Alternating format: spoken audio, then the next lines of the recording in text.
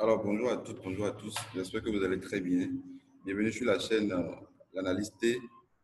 Alors, comme promis dans les précédentes vidéos, on avait parlé de l'animation de la chaîne où je disais qu'il y aurait beaucoup plus de vidéos qui seront envoyées sur la chaîne. Nous allons essayer de faire un petit tuto sur la paire AUD-USD sur des positions qui ont été prises ce matin, d'accord? Notamment AUD-USD et NZD-CHF. Alors, ce sera une vidéo brève de 2, 3 ou 4 minutes. D'accord. Maintenant, ici sur l'écran, comme vous le voyez, vous avez la parité AUD-USD en H4. Je crois que dans la vidéo, dans la revue de marché du week-end passé, on n'avait pas parlé de l'AUD-USD. Ici, l'AUD-USD se retrouve dans une tendance baissière en H4 ici. D'accord. Et ici, nous avons une divergence haussière avec le RSI, des creux de plus en plus bas sur le prix et des creux de plus en plus hauts sur le RSI, ce qui a conduit à l'accélération haussière que nous sommes en train d'avoir actuellement. Maintenant, la position que nous avons prise ce matin, comment nous l'avons prise, pourquoi nous avons pris cette position et comment nous avons pu déterminer le take profit et le stop loss. Nous allons parler de cela. Comme vous le voyez ici, nous avons un triangle symétrique, d'accord, qui s'est formé. Nous avons détecté ce triangle hier et nous avons pris une position sur la cassure de ce triangle, sur ce niveau. Je viens en H1, voilà. Donc ici, nous avons eu la cassure de ce triangle. D'accord. Après achat, sur la cassure, nous avons eu le take profit qui était sur ce niveau, c'est-à-dire les 0,7566. Puisque c'était la prochaine résistance. Donc le take profit était placé sur ce niveau. Après la cassure, nous avons eu une forte accélération haussière, même sans correction. Donc ce qui a fait que l'objectif a été rapidement atteint hier dans l'après-midi. Le niveau des 0,7566 était un niveau vraiment important. Ce niveau a été cassé. Je crois que c'était hier soir. Voilà, hier à 19h, je crois, ce niveau a été cassé. Nous avons eu une accélération haussière, puis nous avons eu une petite correction. La correction nous a permis d'entrer à nouveau à l'achat sur cette paire, d'accord, sur la USD. Donc, à USD ici, l'achat nous a, et après achat, nous avons mis le take profit au niveau de la prochaine résistance. Je diminue le zoom, pour que vous puissiez bien voir. Je vais en H4, voilà.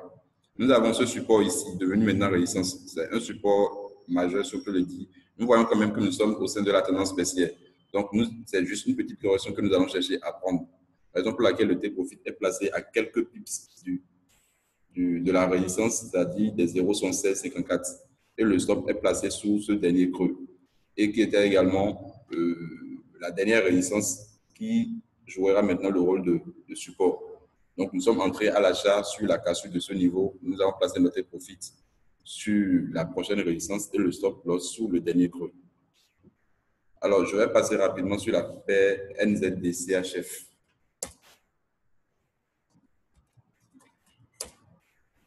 Voilà.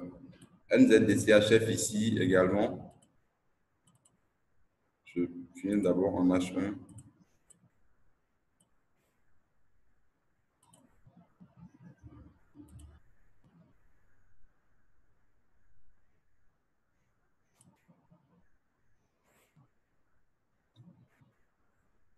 Ici, nous avons une petite tendance baissière qui a été cassée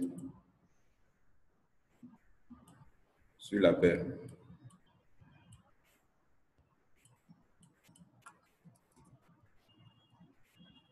Voilà. Alors, la tendance a été cassée ici. Nous avons eu une première accélération haussière. D'accord? On devait normalement rentrer ici sur la cassure de ce dernier niveau. D'accord? Ici, nous avons eu la cassure, nous avons eu une petite accélération haussière. Bon, étant donné qu'on avait ce support devenu maintenant résistance, vous avez vu, ce niveau a repoussé le prix à la baisse. On a eu la correction, puis l'accélération, la cassure du dernier sommet ici. On est rentré un peu tardivement. Notre objectif ici, bon, nous sommes sur le graphique H4. Graphique H4, la clôture de cette bougie se fera à 10 heures. Donc, si clôture de ce niveau, on peut vraiment espérer une accélération haussière de la paire. D'accord? Nous avons mis notre take profit sur cette résistance-là, donc les 0,70. Voilà, 0,70, 0,0. Et le stop loss a été placé sous le dernier creux. Le dernier creux est normalement ici. Maintenant, nous avons eu le ratio, nous avons pris le stop, nous avons mis le stop loss en fonction du ratio risque-rendement. Donc, le stop loss devrait être normalement placé sous ce dernier creux ici, donc les 0,6915.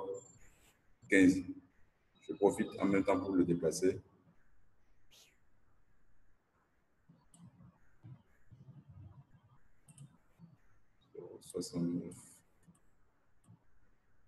Voilà. Donc, ici, pourquoi le stop est en train de refiler? C'est à cause du spread un peu élevé sur la parité NZDCHF. D'accord? Vous voyez, quand on le met, ça refuse. Raison pour laquelle on a un peu bougé le stop en bas. Alors, le take profit est placé à 0,7000 et le stop loss à 0,6900. C'est également une parité que nous allons suivre dans la journée. Nous avons déjà pris une position sur ça et nous allons suivre ça et procéder à la gestion de la position en cours.